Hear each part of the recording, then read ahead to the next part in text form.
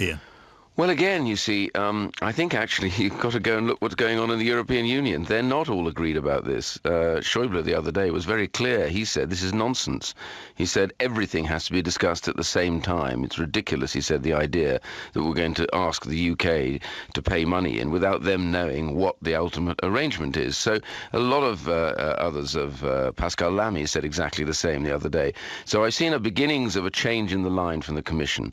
Truth is, everything has to be discussed at once, because you can't have one thing without the other. The second thing is, actually, there are lots of things to discuss about what's owed to whom. For example, what has not been discussed at any stage is our ownership of assets in the European Union. Yeah. None of you guys talk about that. It's pretty substantial when you calculate both intellectual property rights and physical ownership of things that we have invested in.